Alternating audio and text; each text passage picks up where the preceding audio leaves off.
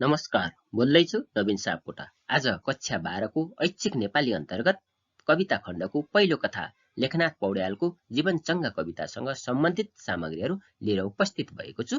यस सामग्रीभित्र कवि लेखनाथ पौड्यालको परिचय र प्रवृत्ति, कवि लेखनाथ पौड्यालको जीवनचङ्गा कविताको कविताका तत्त्वहरू, आसद्य विषय, मूलभाव, केन्द्रीय कथ्य, विचार, रस र अलङ्कार, उद्देश्य, भाषाशैली, लयविधान र संरचना, शीर्षक, सार्थकता आदिको आधारमा गरिएको विश्लेषणसँग सम्बन्धित सामग्रीहरू समेटिएको छ। यहाँहरूलाई यो सामग्री कस्तो लाग्छ कृपया सल्लाह सुझाव र प्रतिक्रिया दिन नभुल्नुहोला। पक्कै पनि यस सामग्रीले यहाँहरूको अध्ययन अध्यापनमा सकारात्मक सहयोग पुग्नेछ भन्ने आशा गरेको छु। यदि यहाँहरू यस च्यानलमा नयाँ हुनुहुन्छ र यस्तै खालका सामग्रीहरू हेर्न र सुन्न चाहनुहुन्छ भने कृपया यस च्यानललाई सब्स्क्राइब गरिदिनुहोला र सँगैको बेल आइकनलाई पनि थिचिदिनुहोला। लौ त सुरु गरौँ आजको विषयवस्तु। आउनुहोस् अब सुरु गरौँ आजको विषयवस्तु। सबैभन्दा पहिला कवि लेखनाथ पौड्यालको परिचय।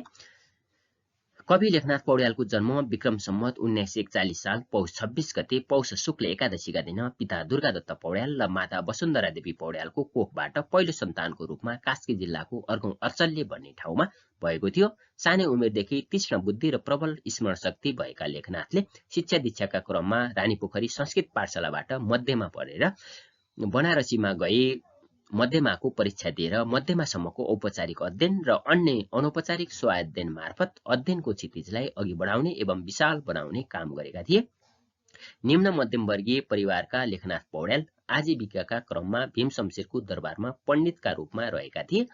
उनी 2014 सालमा तत्कालीन रोयल नेपाल एकाडेमीका सदस्य भएका थिए। उनले तेज शमशेरबाट दान स्वरूप केही धन प्राप्त गरेर जीवनको उत्तरार्धमा यिनै आजीविकाको आर्जनले खेतीपातीतर्फ अभिरुचि बढाए।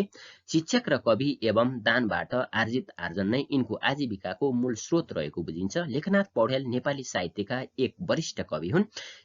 केही नाटकहरूको रचना गरेका भए पनि उनले कविताको रचनामा नै बढी ख्याति कमाएका छन्। त्यसैले उनी नेपाली साहित्यका क्षेत्रमा कविकै रूपमा चिनिएका छन्। उनले कविताका फुटकर रूपदेखि महाकाव्यसम्मका विभिन्न रूपको रचना गरेका छन्। उनका ऋतु विचार 1973, 1991, बुद्धि विनोद 1973, सत्यकली संवाद 1977, गीताञ्जली 1986, सत्य स्मृति 2009, मेरो राम 2011 आदि जस्ता खण्डकाव्यहरू प्रकाशित छन्। लालित्य भाग 1 2010, लालित्य भाग 2 2025, कवि शिरोमणि लेखनाथ पौड्यालका प्रतिनिधि कविता 2041 र लेखनाथका प्रमुख कविता 2046 उनका प्रकाशित कविता संग्रहहरू हुन्। उनको तरुण तपसी 2010 भन्ने एउटा नव्य काव्य पनि प्रकाशित छ। यसलाई नेपाली साहित्यका धेरैजसो समीक्षकहरूले महाकाव्यकै बराबरको रचना मानेका छन्। यसरी थुप्रै कविता कृतिहरूको रचना गरेर अनेकौं उनले नेपाली कविताको विकासमा निकै ठूलो टेवा पुर्याएका छन्। निकै मिठा रसिला कविताहरूको रचना गरी पाठकको मनलाई कविताप्रति लोभ्याउन सक्ने खुबी भएका लेखनाथ 2008 सालमा कवि शिरोमणिको उपाधिद्वारा सम्मानित भएका हुन्। त्यसैगरी 2011 सालमा उनको ऐतिहासिक सार्वजनिक रथयात्रा र अभिनन्दन गरिएको थियो। नेपाली भाषा साहित्यको सेवा गरेकै कारण यस्तो सम्मान पाएका थिए। मरणोपरान्त 2026 सालमा त्रिभुवन पुरस्कारद्वारा पुरस्कृत भएका पौड्यालको मृत्यु विक्रम सम्वत 2022 साल पौष 7 गते देवघाटमा भएको थियो। अब कवि लेखनाथ पौड्यालको कवितागत प्रवृत्ति तथा विशेषताहरूलाई हेरौं। लेखनाथ पौड्याल नेपाली कविताको परिष्कारवादी धाराका कवि हुन्। उनले मोतीरामले थालनी गरेको सिंगारिक धाराको प्रभावलाई न्यून गरी नेपाली कविता परम्परामा परिष्कारवादी कविता धाराको थालनी गरेका हुन्। उनले थालनी गरेको परिष्कारवादी धाराबाटै नेपाली कविता परम्परामा आधुनिक कालको थालनी भएको हो। त्यसैले उनी नै आधुनिक नेपाली कविताका प्रवर्तक हुन्। उनी परिष्कारवादी धाराका केन्द्रीय कवि पनि हुन्। उनले निकै परिष्कृत एवं परिमार्जित कविताहरूको रचना गरेका छन्। यस क्रममा उनले मानिस र उसको कमजोरी आदिलाई मुख्य विषयवस्तु बनाएर कविताको रचना गरेका छन्। सामाजिक मान्यता एवं नियम तथा अनुशासनको पालना गरेर मानिसले आफ्नो चारित्रिक विकास गर्नुपर्छ भन्ने आशय उनले आफ्ना कवितामा व्यक्त गरेका छन्। उनले पूर्वीय हिन्दू अध्यात्म दर्शनलाई नयाँ ढंगले व्याख्या गरी त्यसलाई सरल ढंगमा आफ्ना कवितामा व्यक्त गरेका छन्। उनले आफ्ना कवितामा सामाजिक अन्धविश्वास र मानिसका कमजोरीप्रति केही मात्रामा व्यङ्ग्य पनि गरेका छन्। उनका कवितामा धार्मिक तथा सांस्कृतिक पुनर्जागरणको स्वर पनि सुसेलिएको पाइन्छ। उनले आफ्ना कवितामा मानवतावादी चिन्तन पनि व्यक्त गरेका छन्। देशभक्तिको भाव पनि उनका कवितामा व्यक्त भएकै पाइन्छ। उनी प्रकृतिको सौन्दर्यको चित्रण गरेर कहिल्यै नअगाउने कवि हुन्। उनका कवितामा प्रकृतिको वस्तुपरक चित्रण निकै कलात्मक ढङ्गमा भएको पाइन्छ। लेखनाथ पौड्याल विभिन्न छन्दलाई खेलाएर कविताको रचना गर्न सक्ने अद्भुत प्रतिभा भएका कवि हुन्। उनले छन्द बिनाका कविताहरूको रचनामा खासै जोड दिएका छैनन्, अर्थात् गद्य कविताको रचनामा कुनै चासो देखाएको पाइँदैन। उनले अनुष्टुप, शिखरिणी, वसन्त तिलका, शार्दूल विक्रीडित, सरङधरा, मालिनी आदि अनेक शास्त्रीय छन्दमा निकै मिठा रसिला कविताहरूको रचना गरेका छन्। उनका कविताको भाषाशैली सरल, रोचक र आकर्षक हुनुका साथै परिष्कृत एवं परिमार्जित पनि हुन्छ। उनका कवितामा तत्सम शब्दको प्रयोग उल्लेख्य मात्रामा हुने गरेको भए पनि ती शब्दहरू प्राय सरल नै हुने गर्दछन्। त्यसैले भाषाशैलीका दृष्टिले उनका कविताहरू सरल एवं सम्प्रेषणीय बनेका छन्। उनका कविताको श्लोकहरूमा अन्त्यानुप्रास पूर्णतः मिलेको पाइन्छ। त्यसैले उनका कविताहरू ज्यादै नै मिठा लाग्दछन्। उपमा, रूपक, उत्प्रेक्षा आदि अनेक अर्थ अलङ्कारहरूले पनि उनका कविताहरू सजिएका देखिन्छन्। कविताको शिल्प सौन्दर्यतर्फ बढी सचेत देखिएका लेखनाथका कविताहरू कविता कलाका दृष्टिले हेर्दा पनि उच्च कोटिका देखिन्छन्। परिष्कारवादी धाराको आमन्त्रण गरी नेपाली कविता परम्परामा आधुनिक कालको थालनी गर्नु नै कवि शिरोमणि लेखनाथ पौड्यालको मुख्य योगदान हो। त्यसैले नेपाली कविताका क्षेत्रमा महाकवि देवकोटा पछिको दोस्रो स्थान लेखनाथका लागि सुरक्षित छ। समग्रमा उनका कवितागत प्रवृत्तिहरूलाई बुँदागत रूपमा निम्न अनुसार उल्लेख गर्न सकिन्छ। 1. परिष्कारवादी धाराको प्रवर्तन र त्यसलाई नेतृत्व प्रदान गर्ने कवि। 2. भाषा र लयको समन्वयात्मक प्रस्तुतिमा जोड दिने कवि। 3. नैतिक आदर्श र सभ्य समाजका पक्षमा विचारहरू सम्प्रेषण गर्ने कवि। 4. प्रकृतिका स्वाभाविक पक्षहरूको चित्रण गर्ने कवि। 5. श्रृङ्गार र अध्यात्मका विविध सन्दर्भहरूको संयोजन गर्नु। 6. प्रकृतिको वस्तुपरक पर्यवेक्षण। 7. भावना र बौद्धिकताको समन्वय। 8. नेपाली राष्ट्रियता र राष्ट्रिय प्रकृतिप्रति झुकाव। 9. पौराणिकता र भक्तिभावको पुनर्व्याख्या। 10. सामाजिक विकृति, विसङ्गति तथा मान्छेका कमजोरीप्रति व्यङ्ग्य। 11. समाज र मानव चेतनाको परिष्कारतर्फ विशेष रुचि। 12. वाणिक र मात्रिक छन्दको प्रयोग। 13. पूर्वीय दर्शनका उल्लेखनीय पक्षहरूलाई कवितामा समावेश गर्न सक्नु। 14. व्यञ्जना, अलङ्कार र रस आदिको प्रयोगमा सफलता। 15. सहज, सरल, सम्प्रेष्य, काव्यात्मक, लालित्यपूर्ण प्राञ्चल भाषाशैलीको प्रयोग गर्नु। 16. तत्सम र झर्रा नेपाली शब्दको प्रयोगमा रुचि आदि। अब जीवनचङ्गा कविताको विश्लेषणतिर लागौं। सबैभन्दा पहिला आस्वाद्य विषयवस्तु। जीवनचङ्गा कविता आधुनिक नेपाली कविताका प्रणेता एवं परिष्कारवादी धाराका सशक्त प्रतिभा कवि शिरोमणि लेखनाथ पौड्यालको लालित्य भाग 1 कविता संग्रहमा संकलित कविता हो। यस कवितामा मानवीय जीवनरूपी चङ्गाको स्वतन्त्र उडानलाई परिकल्पना गर्दै वास्तविक जीवन बोधबारे वर्णन गरिएको छ। यहाँ विभिन्न बिम्ब प्रतीकका माध्यमद्वारा समग्र मानव जीवनको वास्तविक यथार्थ र दिशाहीन गन्तव्यलाई देखाउन खोजिएको छ। सृष्टिकर्ता परमेश्वरको लीलामा मानव जीवनको चङ्गा उडिरहेको भावलाई पनि कवि पौड्यालले प्रस्तुत गरेका छन्। यस कविताको विषयवस्तु खेल जगतसित सम्बन्धित छ। चङ्गा कागजका टुक्रामा काठ वा बाँसका सिन्काको फ्रेम हाली हावामा उडाइने एक प्रकारको खेलौना हो। कवि तथा दार्शनिकहरूले जीवनलाई चङ्गाका रूपमा पनि कल्पना गर्ने गरेको पाइन्छ। हावाको गति अनुसार आकाशमा तलमाथि भइरहने चङ्गाले जीवनको आरोह अवरोहलाई सङ्केत गर्छ। चङ्गा उडाउने प्रक्रियासँगै चङ्गाको आकार, प्रकार, बनोट, धागो, लट्टाइको वर्णन गरिएको यस कवितामा जीवनका दुःख सुख, उतार चढाव एवं चित्र विचित्र अवस्थालाई विषयवस्तु बनाइएको छ। जसरी चङ्गारूपी मानवलाई उसको यथार्थ बोध गराउँदै कर्तव्य र सङ्घर्षको पाठ पढाउने सन्दर्भ प्रस्तुत कविताको आस्वाद्य विषय हो। अब मूल भाव, केन्द्रीय कथ्य र विचारलाई हेरौं। कवि शिरोमणि लेखनाथ पौड्यालद्वारा रचित जीवनचङ्गा कविता लालित्य भाग 1 कविता संग्रहमा संग्रहित कविता हो। यस कवितामा मानव जीवनलाई मूल कथ्य बनाइएको छ। चङ्गाका सादृश्यमा मानव जीवनका गतिविधि, समस्या, कार्य र जीवनचर्याको प्रस्तुति रहेको यस कवितामा जीवनको क्षणभङ्गुरतालाई दर्शाइएको छ। कवितामा वर्णित चङ्गा मानव जीवनको पर्याय हो। धागोको त्यान्द्रोमा सन्तुलित भएर हावामा काँवा खाँदै उड्ने चङ्गा बाधा व्यवधानका बीच पनि आकाश चुम्ने लक्ष्य राख्छ। टुट्छु भन्ने डर मान्दैन अनि सङ्घर्ष गर्न डराउँदैन। चङ्गाको वर्णनबाट मानिसले ग्रहण गर्नुपर्ने सन्देशहरू नै हुन्। मानव जीवन लट्टाइमा बेरिएको चङ्गा नै छ। समस्याको जालो बीच घेरिएको मानव जीवनका नश्वरता, क्षणभङ्गुरता र पारिवारिक सामाजिक बन्धनहरूलाई जीवनचंगा कवितामा प्रस्तुत गरिएको छ। मानव जीवन क्षणिक छ, भयग्रस्त छ, संकटग्रस्त छ, पातलो त्यान्द्रो धागोमा अड्किएर लट्टाइमा बेरिएको चंगा झैं छ, जसको नियन्त्रण अरूकै हातमा छ। जसरी लट्टाइको धागो तान्दा चंगा सोरिएर लट्टाइमा आइपुग्छ, त्यसरी नै पारिवारिक, सामाजिक, सांस्कृतिक बन्धनले जीवनलाई कर्मबाट भाग्न दिँदैनन्। यही बाध्यता, बन्धन र क्षणिकतालाई बोध गरेर जीवनलाई सार्थक र सफल बनाउनु पर्ने विचार कवितामा प्रस्तुत भएको छ। कवितामा जीवनको लडाईँमा संघर्षबाट भाग्न नहुने र कर्तव्य पथमा निरन्तर लागिरहनु पर्ने भाव व्यक्त भएको छ। मानिसलाई पाइला पाइलामा दुःख छ, समस्याहरूले मानिसलाई कहिल्यै छाड्दैनन्, तर पनि लक्ष्य प्राप्तिको उडानका लागि सदैव तत्पर रहनुपर्ने आदर्शवादी भाव पनि कवितामा मुखरित भएको छ। बाहिरबाट धागोको डोरीले कसिएर कछुवाका खुम्चिएका अङ्ग जस्तो देखिने यो चंगा भित्रबाट हेर्दा चमत्कारिक देखिन्छ। दुर्गम भेगमा उर्लेर पनि समतल भूभागमा शान्त भई बग्ने अनि मोह देखाउने गंगा जस्तै यो मानवमय पातलो चंगा पनि माया, मोह, अहंकार र स्नेहको रमणीयताले फरफर गर्छ। ककाले सिरान र पुछारको ओजन मिलाए जस्तै ममता र अहंकारको बन्धनले सुख दुःखको उत्तम तथा सुन्दर समन्वय गरेका छन्। चंगाको लट्टाई फनफनी घुमे जस्तै मनमय लट्टाई पनि घुमिरहन्छ। लट्टाईको धागो छोड्दै जाँदा चंगा माथि माथि उडे जस्तै जीवन चंगा संकल्पको विचित्र सञ्चार गरिरहन्छ। धागोमा खिरिलोपन ल्याउन माजा घसिएको छ भने जीवन चंगालाई विवेक बल बुद्धिले माजिएको छ। चंगाको मुखको भाव स्वाभाविक रूपले रातो तथा पुच्छरको भाग कालो छ। ककाको सन्तुलन बिग्रिएर चंगाको चाल फरक नपरोस् भनी ग्वाक राखेर सन्तुलन मिलाए जस्तै संयमित विचार तथा शान्ति र सन्तोषले जीवनको सन्तुलन मिलाउनु पर्छ। यस्तो अद्भुत र चमत्कारिक चंगा तयार पारी आकाशमा कौतुक देखाउने अभिकारी धीर पुरुष को होला। जति जति म यस विचित्र चंगाको गतिलाई गहिरिएर हेर्छु, उति उति नै पार पाइन सक्ने शून्य आकाशमा विलिन हुन्छु।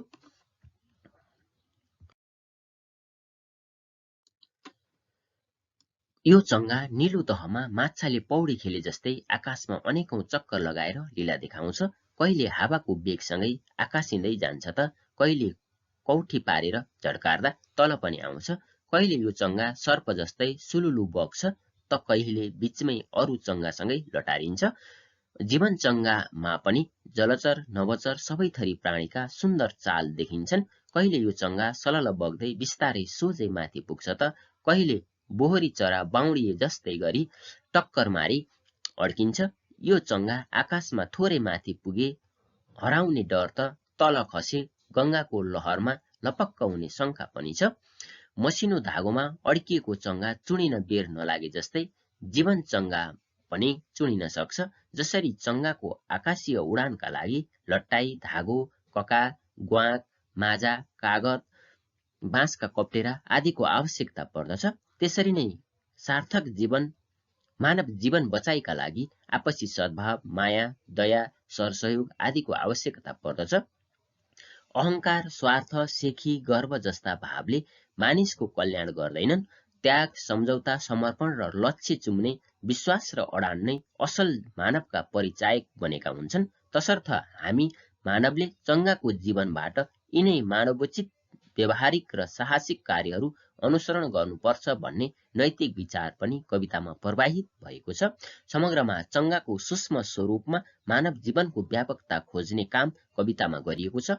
खेलौनाका रूपमा प्रयोग गरिने चंगा मार्फत जीवन चंगाको वर्णन गरिएको प्रस्तुत कविता मार्फत कविले भौतिकवादी जडताको विरोध गरेको देखिन्छ। कविका विचारमा भौतिकवादी चेतनाको प्रभावमा परेर मान्छे अहंकारी, स्वार्थी, विभेदकारी र ममताविहीन बन्दै गएको छ। मान्छेले यी कुरा माथि नियन्त्रण गर्नु जरुरी छ। चंगाको धागो खिरिलो र बलियो बनाउन माछा लगाए झैं मनमा पनि विवेक, बल र बुद्धिको माझा लगाउनु आवश्यक छ। लहडी मनलाई लहरमा उडाउने र नियन्त्रणमा राख्ने उनी जगदीश्वर हुन्। उनको निवास मानव मनमा नै छ। मनमा विराजमान ईश्वरको प्रकाश देख्न र त्यसलाई मनन गर्न सके अस्थिर मन र अस्थायी जीवन दुवैको कल्याण सम्भव छ भन्ने भाव यस कवितामा प्रकट भएको देखिन्छ। अब रस र अलंकार। जीवनचंगा कवितामा मानिसको जीवनको सत्यको प्रस्तुति पाइन्छ। कवितामा मानव जीवन विषयक सत्यलाई अनौठो किसिमबाट प्रस्तुत गरिएकाले विस्मय भाव मुख्य रूपमा प्रकट भएको छ। जीवनसँग सम्बन्धित अनौठो विषयको आकर्षक प्रस्तुति रहेकाले कवितामा अद्भुत रसको अभिव्यक्ति पाइन्छ। कविताको अन्तिममा यसको अनौठो सृष्टिको सञ्चालकका रूपमा जगदीश्वरलाई स्थापित गरिएकाले भक्तिभावको अभिव्यक्ति पाइन्छ। यस कवितामा भौतिकवादी लोभ लालच मोह अहंकार जस्ता कुरा छोडेर ईश्वरको नजिक जान सन्देश दिएको छ भने शान्ति र वैराग्यताको पक्षमा सन्देश प्रदान गरिएको छ। त्यसैले रस प्रयोगका दृष्टिले यस कवितामा शान्त रसको परिपाक पाइन्छ। त्यस्तै कथ्यको सशक्त अभिव्यक्तिका निम्ति यस कवितामा उपमा अतिशयोक्ति र रूपक जस्ता अलङ्कारको प्रयोग गरिएको पाइन्छ। कवितामा निश्चल टक्कर मारी अडिन्छ बौडाई बोहरी तुल्य भनी चङ्गा र बोहरीको तुलना गरिएकोले उपमा अलङ्कारको प्रयोग पाइन्छ। त्यस्तै कवितामा अन्त्यानुप्रासको उचित निर्वाह गरिएको छ। चङ्गालाई जीवनमा आरोप गरिएकोले रूपक अलङ्कारको प्रयोग पाइन्छ।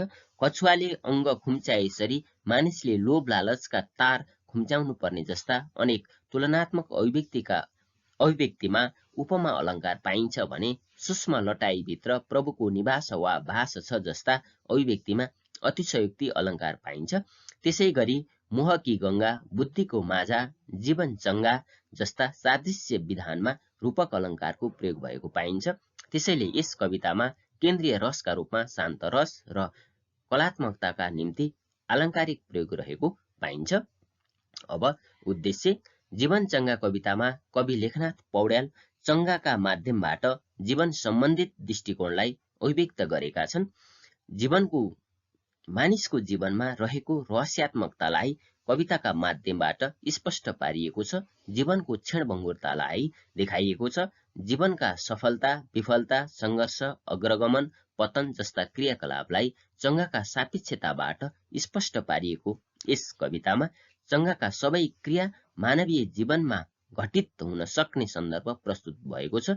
मसिनो धागोमा बाँधिएको चङ्गाको यात्रा अनिश्चित रहे जस्तै अघोषित मृत्युलाई साथमै लिएर हिँडेको मानिसको जीवन यात्रा पनि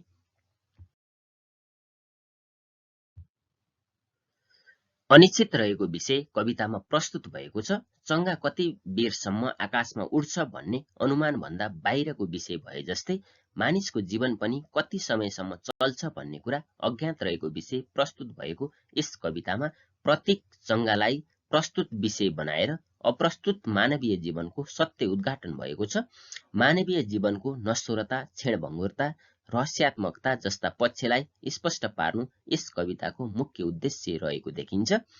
वास्तवमा यस कविताको मूल उद्देश्य जीवनका क्षणिकता नश्वरता मानसिक चञ्चलता ममता अहन्ता आरोह अवरोह गतिशीलता आदिलाई प्रस्तुत गर्दै अध्यात्मवादी सन्देश प्रवाह गर्नु देखिन्छ। जीवन चङ्गा सरी छ। चङ्गा चुनिए झैं जीवनका आशा भरोसा र विश्वासहरू जीवनको अवसानसँगै टुट्न र विलीन हुन सक्छन्। जीवन रूपी चङ्गालाई नियन्त्रणमा राख्न विवेक बल बुद्धिको माझा लगाउनुपर्छ जस्ता सारपूर्ण कथनको माध्यमबाट जीवनको क्षणिकतालाई देखाउनु र यी सार कुराहरू गर्न जगदीश्वरको कृपा आवश्यक पर्छ भन्ने अभिव्यक्तिका माध्यमबाट ईश्वरवादी वैचारिकताको सम्प्रेषण गर्नु यस कविताको मुख्य उद्देश्य देखिन्छ। वस्तुतः मानव जीवनलाई जडवादी भौतिकवादी चिन्तन र चरित्रबाट मुक्त गरी आशावादी अध्यात्मतर्फ लैजान अभिप्रेरित गर्नु नै यस कविताको मुख्य उद्देश्य हो। चङ्गा उडाउने खेलको वर्णन मार्फत लोक जीवनको मनोरञ्जन गराउनु चङ्गाको बनोट र उडाउने तरिकाको जानकारी दिनु मानव जीवनलाई चङ्गासँग तुलना गर्नु मानव रूपी चङ्गाको स्वरूप विचित्र किसिमको छ भन्नु सृष्टिकर्ता ईश्वर नै सर्वोपरि हुन्छ भन्नु र जीवन चङ्गाको आध्यात्मिक व्याख्या गर्नु जस्ता सन्देश दिने उद्देश्य यस कविताको रहेको देखिन्छ। मानव देह लगायत जलचर नवचर सबै प्राणी ईश्वरका सिर्जना हुन्। क्षणभङ्गुर जीवनमा सर्वव्यापी ईश्वरको ध्यान गरेर जीवनलाई सफल बनाउने सन्देश दिनु यस कविताको उद्देश्य रहेको बुझिन्छ। अब लय विधान र संरचना। जीवन चङ्गा कवितामा आर्या छन्दको प्रयोग गरिएको छ। शास्त्रीय छन्द अन्तर्गत पर्ने आर्यामा मात्राको गणना गरिन्छ। यसको चौथो र 12औं मात्रामा विश्राम पाइन्छ। 4 पाउ हुने आर्या छन्दको मझौला आयाममा रचित यस कवितामा 20 वटा श्लोक रहेका छन्। यस कवितामा पहिलो र तेस्रो पाउमा 16 मात्रा र दोस्रो र चौथो पाउमा 14 मात्रा हुने अर्धसम मात्रिक छन्दहरू अन्तर्गतको चौबला छन्दमा लयबद्ध छ। विशेषतः दोस्रो र चौथो पाउमा अन्त्यानुप्रासको कुशल संयोजनबाट लय सिर्जना भएको छ। संस्कृत निष्ठ तत्सम शब्दहरू तथा कम प्रचलित ठेट नेपाली शब्दहरूको प्रयोगका कारण पाठकलाई केही कठिनाई भए चाहिँ लागे पनि मुख्य भावबोधमा कठिनाई देखिँदैन। अन्त्यानुप्रासको कुशल कालीगढीका कारण लयको मनोरम आयोजना भएको देखिन्छ। यस कविताको लय विधान मात्रागत विशेषतामा आधारित छ। मात्रिक छन्दमा ह्रस्वलाई 1 मात्रा र दीर्घलाई 2 मात्रा मानिन्छ। यस कवितामा ताजा, माझा, काल, चाल, गंगा, जंगा जस्ता शब्दहरूको सन्तुलित प्रयोग पाइन्छ। यस्ता तुकान्त शब्दका कारण कवितामा अन्त्यानुप्रासको समुचित निर्वाह भएको छ। कवितामा सहज किसिमबाट लयात्मकता सिर्जना गर्नका लागि अन्तर अनुप्रासको पनि उचित निर्वाह गरिएको पाइन्छ। अनुप्रास तथा अन्तरानुप्रासका कारण कविता गेयात्मक बनेको छ। मात्रा छन्दको उत्कृष्ट नमुना बनेको प्रस्तुत कविता लयात्मकताको रन्कोले गुन्जायमान भएको पाइन्छ। अब भाषा शैली। जीवन चंगा कवितामा छन्दोबद्ध काव्यात्मक भाषाको प्रयोग गरिएको पाइन्छ। आर्या छन्दका लय प्रवाहमा लेखिएको यस कवितामा अन्त्यानुप्रास, उपमा, रूपक तथा दृष्टान्त अलङ्कारको निर्वाह गरिएको छ। कवितामा तत्सम शब्दको बहुलता रहेको भए पनि तद्भव शब्दहरूले पनि स्थान पाएकै छन्।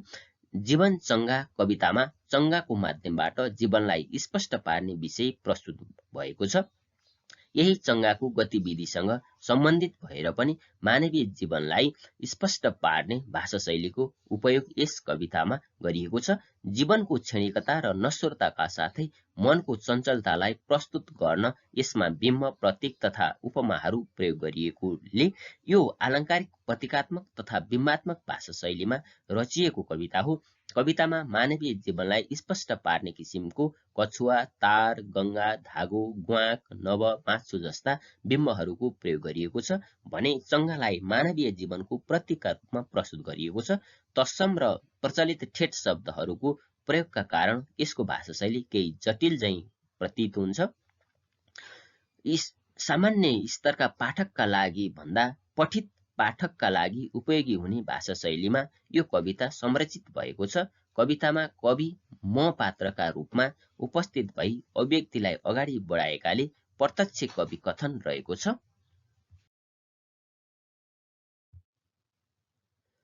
कवि स्वयं प्रथम पुरुषीय पात्र बनेर उपस्थित भएकाले यस कवितामा कवि प्रणोक्ति उक्ति ढाँचाको प्रयोग पाइन्छ। यस कविताको शैली वर्णनात्मक, चित्रात्मक र प्रतीकात्मक देखिन्छ। यस कवितामा चंगा र जीवन चंगाको शाब्दिक वर्णन गरिएको हुनाले वर्णनात्मक, आकाशमा चंगा उडाउने प्रक्रियाको दृश्य चित्रण उपस्थित भएको हुनाले चित्रात्मक तथा चंगा मार्फत जीवनका सुख दुःख, क्षणभङ्गुर अवस्था र ईश्वरका चमत्कारिक स्वरूपको वर्णन गरिएको हुनाले प्रतीकात्मक शैलीको मिश्रित प्रयोग भएको पाइन्छ। अब शीर्षक सार्थकता। कविताको शीर्षक जीवन चंगा, जीवन रूपी चंगा कर्मधारय समासबाट बनेको छ। अभिधात्मक रूपमा विषयवस्तु र प्रतीकात्मक रूपमा भावसित सम्बन्धित हुनाले कविताको शीर्षक उपयुक्त, सार्थक र औचित्यपूर्ण छ। कविताको शीर्षक लक्षणामूलक छ। जीवन चंगा जस्तै छ। जीवनलाई निर्देश गर्ने मन चंगा उडे चाहिँ उडिरहन्छ। चंगा चेत भएपछि मूल्यहीन भइदिन्छ भने धागो चुडिएको चंगा गतिहीन बन्छ भन्दै कवितामा जीवनको गतिलाई चंगाको उडान, जीवनका आरोह अवरोहलाई चंगा आकाशिएको र कौठी खाएको अवस्था एवं जीवनका जोखिमहरूलाई नदीको जटिल यात्रा समान भनी कथ्यको सम्प्रेषण गरिएको छ। चंगाको गति र स्थितिसँग जीवनको गति र स्थितिको तुलना गर्दै जीवन चंगाको जस्तै अस्थिर, क्षणिक र जोखिमपूर्ण छ भन्ने कुरा स्पष्ट पारिएको कविता भएकोले यस कविताको शीर्षक अर्थपूर्ण र विषयवस्तु तथा भाव अनुकूल देखिन्छ। हस्त आजको सामग्री यति नै। यहाँहरूलाई यो सामग्री कस्तो लाग्छ कृपया सल्लाह सुझाव र प्रतिक्रिया दिन नभुल्नुहोला। यस च्यानलमा नयाँ हुनुहुन्छ भने कृपया च्यानललाई सब्स्क्राइब गरिदिनुहोला र सँगैको बेल आइकनलाई पनि थिचिदिनुहोला। फेरि अर्को सामग्रीमा भेट हुने नै छ। त्यतिन्जेलसम्मका लागि बिदा चाहन्छु। नमस्ते।